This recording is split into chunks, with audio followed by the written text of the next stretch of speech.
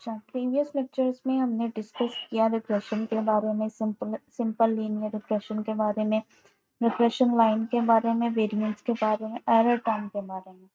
और जब हमने वेरिएंस को डिस्कस किया तो मैंने आपको बताया कि हम बेसिकली यहाँ पे इंडिपेंडेंट या डिपेंडेंट वेरिएबल में की वेरिएंस में इंटरेस्टेड नहीं है, हम बेसिकली इंटरेस्टेड है एरर टर्म्स की वेरिएंस में। और फिर यहाँ पे एक सब क्वेश्चन ये आता है कि क्या कहते हैं कि जो एरर टर्म की वेरिएंस होती है वो क्या थ्रू आउट सारी ऑब्जर्वेशंस के लिए जो है वो कांस्टेंट रहती है या चेंज होती है। ठीक है, तो अगर जो वेरिएंस कांस्टेंट रहती है तो इसका मतलब ये है कि होमोसिडास्टिसिटी एग्जिस्ट करती है। और आज हम होमोसिडास्टिसिटी के कॉन्सेप्ट को डिटेल में पढ़ेंगे। तो बेसिकली क्या कहते हैं, जब आपने अपने प्रीवियस सेमेस्टर में क्लासिकल लीनियर रिग्रेशन मॉडल पढ़ा तो क्लासिकल लीनियर रिग्रेशन मॉडल की एक की अजम्पशन ये थी कि variance of error term is constant for all observation, जिसको जो है यहाँ पे जो है वो ये नोटेशन ये कह रही है कि variance of error term is constant for all observations. ठीक है, तो जिसको हम मैथमेटिकली जो है वो इस तरह से लिखते हैं। और ये वाला सिंबल जो है ये बेसिकली कांस्टेंट वेरिएंस को जो है वो शो करते हैं कि अगर हमारा इंडिपेंडेंट वेरिएबल की वैल्यू चेंज होती है तो हमारी एरर टर्म की वेरिएंस जो है वो उसके साथ चेंज नहीं होगी। इसका मतलब ये है कि एरर्स का स्प्रेड जो है वो थ्रू आउट जो है वो डाटा में जो है वो सेम रहेगा इंडिपेंडेंट वेरिएबल के हर लेवल पर। तो डाटा में जो एरर्स का स्प्रेड सेम रहेगा इंडिपेंडेंट वेरिएबल के चेंज होने के साथ जो है वो एरर टर्म का जो स्प्रेड है वो चेंज नहीं होगा across all levels of independent. ठीक है, कि होमोसेडास्टिसिटी का मतलब भी यही है कि जो रिग्रेशन के मॉडल में एरर्स हैं उनके दरमियान जो वेरिएबिलिटी है वो इक्वल है। ठीक है, कि एक्स हमारे इंडिपेंडेंट वेरिएबल की वैल्यू चाहे बड़ी हो या चाहे छोटी हो। ठीक है, एरर्स का जो स्प्रेड है रिग्रेशन लाइन के इर्द गिर्द वो रफली जो है वो सेम ही रहेगा। ठीक है, कि in regression we make some assumption and one of the most important assumption is about the error term। और error term के बारे में assumption क्या है कि variance of error term is constant for all observation। और इसको जी इस कंडीशन को जी हम कहते हैं होमोसिडास्टिसिटी। अगर एरर टर्म की variance through out all observation constant रहती है तो उसका मतलब ये है कि होमोसिडास्टिसिटी एग्जिस्ट करती है। ठीक है, अब यहाँ पे बेसिकली क्या करते हैं, यहाँ पे हमने जो है ये ग्राफ बेसिकली क्या शो कर रहा है, यहाँ पे इंडिपेंडेंट वेरिएबल है, यहाँ पे जी टारगेटेड वेरिएबल है। और हमने जी एक रिग्रेशन लाइन जो है इस ग्राफ में जो है ये शो कर रही है और रिग्रेशन लाइन के इर्द गिर्द जो है वो डाटा की वैल्यूज दी गई। अब अगर आप इसको जो है वो जो डाटा की वैल्यूज जो है वो रिग्रेशन लाइन के ऊपर और नीचे हैं क्योंकि ये एक्चुअल ऑब्जर्वेशन को शो कर रही हैं। और इन सब चीज़ों को हम डिटेल में डिस्कस कर चुके हैं। और जो रिग्रेशन लाइन के ऊपर वैल्यूज होती हैं उन्हें हम प्रेडिक्टेड वैल्यूज कहते हैं। और ये वाले जो डाटा के पॉइंट्स हैं ये एक्चुअल वैल्यूज हैं। और एक्चुअल वैल्यूज और प्रेडिक्टेड वैल्यूज के दरमियान जो डिस्टेंस होता है उससे उस वर्टिकल डिस्टेंस को हम एरर टर्म कहते हैं।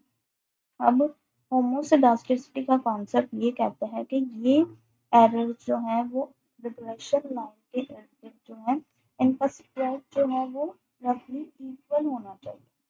ठीक है, कि ये जो स्कैटर्ड पॉइंट्स हैं वो रिग्रेशन लाइन के इर्द गिर्द जो है वो इक्वली जो है इनका स्प्रेड होना चाहिए। ठीक है, कि रफली जो है वो एक कांस्टेंट स्प्रेड इनका शो होना चाहिए। अब यहाँ पे कांस्टेंट स्प्रेड का मतलब ये है कि चाहे वो ऊपर है चाहे वो नीचे है, लेकिन ये अगर आप इन्हें गौर से देखो तो वो रिग्रेशन लाइन के इर्द गिर्द ही फॉल कर रहे हैं। कोई पॉइंट यहाँ पे नहीं है, कोई पॉइंट इस एरिया में नहीं है। ठीक है, जितना डिस्टेंस ऊपर से आ रहा है उतना ही डिस्टेंस नीचे से आ रहा है, और किसी भी तरह का कोई ये डाटा के पॉइंट जो है वो एक पैटर्न नहीं बना रहे, वो रिग्रेशन लाइन के इर्द गिर्द ही फॉल कर रहे हैं। तो इसका मतलब एरर टर्म की वेरिएंस जो है वो कांस्टेंट है, और इस डाटा में जो है वो होमोसिडास्टिसिटी जो है वो एग्जिस्ट करती है। ठीक है, तो कोई पॉइंट यहाँ, कोई पॉइंट यहाँ, या कोई पॉइंट यहाँ नहीं है, ये सारे जो है वो रिग्रेशन लाइन के इर्द गिर्द जो है वो स्प्रेड है, और किसी भी तरह का कोई पैटर्न नहीं बना रहा है ये डाटा पॉइंट्स। तो इसका मतलब ये है कि इस डाटा में होमोसिडास्टिसिटी एग्जिस्ट करती है। अगर हम इस डाटा पॉइंट को इस वाली इसको भी देखें, तो उसमें भी जो है वो एरर जो है वो रिग्रेशन लाइन के ऊपर और नीचे ही फॉल कर रहे हैं, किसी भी तरह का कोई ट्रेंड, कोई पैटर्न नहीं बना रहे हैं। तो इसका मतलब ये है कि इनमें भी जो है वो होमोसिडास्टिसिटी एग्जिस्ट करती है। ठीक है, अब इसको जो हम सिंपल सी एक एग्जांपल से समझ लेते हैं कि क्या कहते हैं कि जी हम रिलेशनशिप जो है वो देख रहे हैं, वही जो जो हमने प्रीवियस एग्जांपल देखी थी कि जी हम क्या कहते हैं, हमारा रिग्रेशन मॉडल है जी, हमारा यहाँ पे रिग्रेशन मॉडल है मार्क्स मार्क्स का और स्टडी आवर्स का। अब यहाँ पे सपोज करें कि आप रिलेशनशिप देख रहे हैं स्टडी आवर्स और मार्क्स के बीच में, और ये जी हमारा रिग्रेशन मॉडल है। ठीक है, अब आप दो सिचुएशन जो है इमेजिन कर लें। ठीक है, ये वो स्टूडेंट्स हैं, ठीक है, एक तरफ वो स्टूडेंट्स हैं, ठीक है, जो 2 घंटे पढ़ते थे। कितने घंटे पढ़ते थे? 2 घंटे पढ़ते थे, 2 आवर्स पढ़ते थे। और एक तरफ वो स्टूडेंट्स हैं जो 5 घंटे पढ़ते थे। ठीक है, 5 घंटे घंटे पढ़ते थे।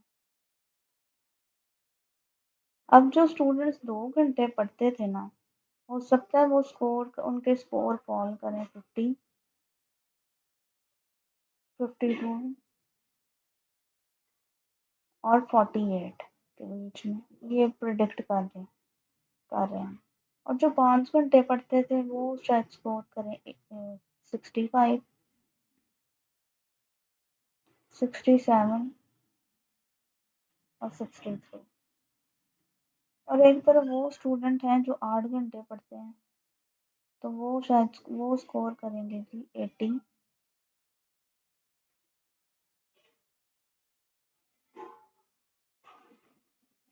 80, 82 और 78। तो अगर हम इन तीनों ग्रुप्स को जो है, अगर हम इन तीनों ग्रुप्स को जो है वो स्प्रेड ऑफ मार्क्स, इन तीनों ग्रुप्स के जो स्प्रेड ऑफ मार्क्स को जो है वो रिग्रेशन लाइन के अगर इर्द गिर्द जो है वो प्लॉट करें, तो अब तो हमें क्या देखने को मिलेगा कि क्या कहते हैं कि ये वाले सारी चीजें जो है वो रिग्रेशन लाइन से जो है वो के करीब करीब ही होंगी। ठीक है, ये कोई पॉइंट यहाँ होगा, कोई पॉइंट यहाँ होगा, कोई पॉइंट यहाँ होगा, ये अगर हमारी एस्टिमेटेड या प्रोडक्टेड वैल्यू के ये इर्द गिर्द ही फॉल कर रही होंगी। तो जब हमारी वैल्यू जो है वो हमारी प्रोडक्टेड लाइन या रिग्रेशन लाइन के इर्द गिर्द ही फॉल करेंगे, तो उसका मतलब ये है क्योंकि यहाँ पे कोई भी बहुत ज़्यादा एक्सट्रीम वैल्यू नहीं है। ठीक है, बहुत ज़्यादा कोई एक्सट्रीम वैल्यू नहीं है कि अगर हम इस ग्रुप को जो है यहाँ पे अगर हम प्लॉट कर लेते हैं, इस ग्रुप को अगर हमने यहाँ पे प्लॉट कर लिया है, तो ये वाले ग्रुप की वैल्यूज बिल्कुल एक दूसरे के करीब करीब आएंगी।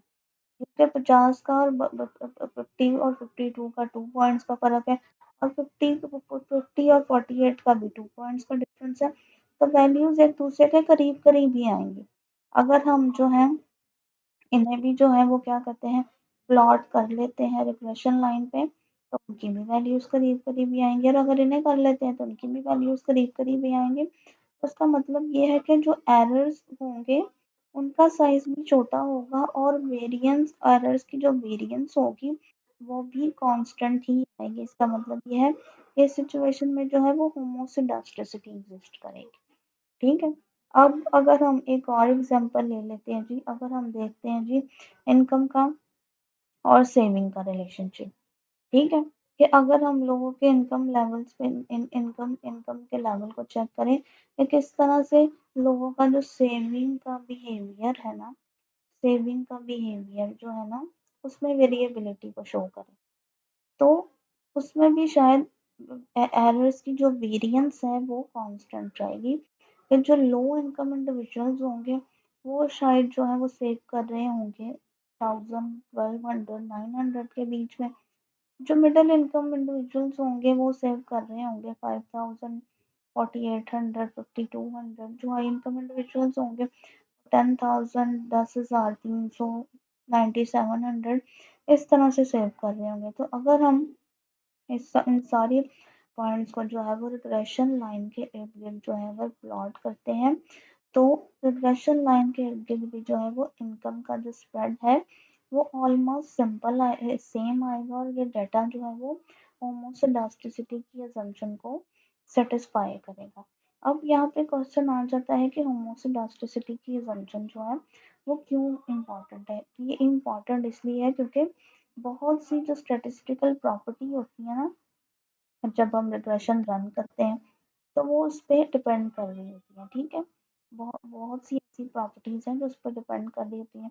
अब जब होमोसेडास्टिसिटी की अजम्पशन होल्ड करती है, तो जब होमोसेडास्टिसिटी की अजम्पशन होल्ड करेगी इसका मतलब ये होगा कि हमारे जो ओ एल एस यूज करके हमारे पास जो एस्टिमेट्स आए हैं वो ओ एल एस के एस्टिमेट्स क्या होंगे, वो एफिशिएंट होंगे, वो ब्लू होंगे। ठीक है, ब्लू मतलब बेस्ट लीनियर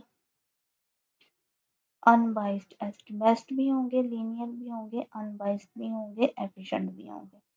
ठीक है, तो ओएलएस के हमारे एस्टिमेटर्स एफिशिएंट भी होंगे और ब्लू भी होंगे कि बेस्ट लीनियर अनबाइस्ड एस्टिमेट्स होंगे। ठीक है, कि और जो हमारे ब्लू एस्टिमेट्स होते हैं, बेस्ट लीनियर अनबाइस्ड एस्टिमेटर्स जो होते हैं, जो एस्टिमेट्स होते हैं उनकी वेरिएंस जो होती है वो पॉसिबली स्मॉल होती है। उनकी वेरिएंस होती है क्या, पॉसिबली स्मॉल होती है। ठीक है, तो जब होमोसेडास्टिसिटी की अजम्पशन जो है वो होल्ड करती है, ठीक है, तो रिग्रेशन मॉडल हमारा जो है वो रिलायबल होता है। पहली बात, वो रिलायबल होता है।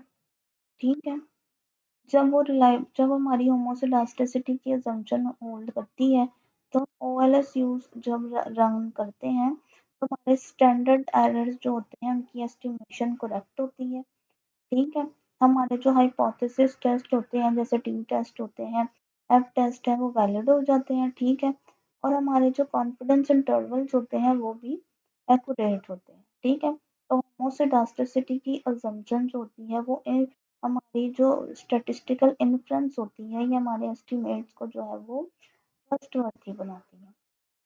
ठीक है, तो ये था जी, इसलिए होमोसेडास्टिसिटी की जो असम्पशन है वो बहुत ज़्यादा इम्पोर्टेंट है जब हम रिग्रेशन रन करते हैं। अब अगर हम कहें कि क्या कहते हैं ये असम्पशन अगर होल्ड नहीं करती तो फिर क्या होगा। ठीक है, अगर लेकिन रियल वर्ल्ड में इतनी आइडियल सिचुएशन नहीं होती। ठीक है, और ये असम्पशन होल्ड नहीं करती क्योंकि एरर्स का जो स्प्रेड है वो रिग्रेशन लाइन के इर्द गिर्द जब हमारा इंडिपेंडेंट वेरिएबल चेंज होता है तो एरर्स का स्प्रेड भी जो है वो बढ़ता और कम होता है। तो जब एरर्स की जो वेरिएंस ही अगर कांस्टेंट नहीं होगी तो फिर एक प्रॉब्लम जो है वो अराइज होगी जिसको जी हम हेटेरोसिडास्टिसिटी कहते हैं। और इस कॉन्सेप्ट हेटेरोसिडास्टिसिटी के कॉन्सेप्ट के लिए हमने बेसिक्स को क्लियर किया। अब नेक्स्ट वीडियो में हम देखेंगे हेटेरोसिडास्टिसिटी को डिटेल में।